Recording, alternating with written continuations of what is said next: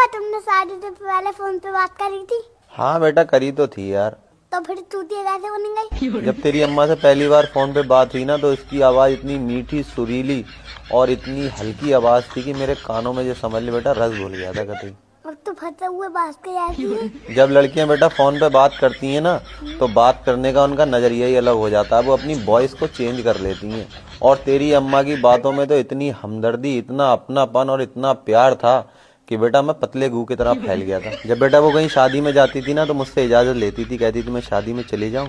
अगर उसे रिश्तेदारी में कहीं जाना है तो भी मेरी इजाजत लेती थी। अगर यहाँ तक कि छत पे भी चढ़ना होता था ना तो मेरी इजाजत लेती थी। अगर कभी जैसे मार्केट में जाने के लिए कह रही और मैंने मना कर दिया कि मत जा तो जाती नहीं थी। बेटा आप बताओ किसी इंसान को बाल्टी भर प्यार ना मिला हो और उसे फिर समंदर भर प्यार मिल जाए तो बताओ क्या करेगा। एक बार मैंने तेरी मम्मा से पूछ लिया अगर मैं मर गया तो तू क्या करेगी। ज्यादातर लड़के ये बेटा पूछ ही लेते हैं कि अगर मैं मर गया तो तू क्या करेगी। पता उसने क्या ड्रामा करा था, पूरा दिन रोटी नहीं खाई थी। बोली अगर तुमने आज के बाद ऐसी बात करी तो समझ लेना मैं तुमसे कभी बात नहीं करूंगी। कभी किसी रिश्तेदार से तो पूछा होगा?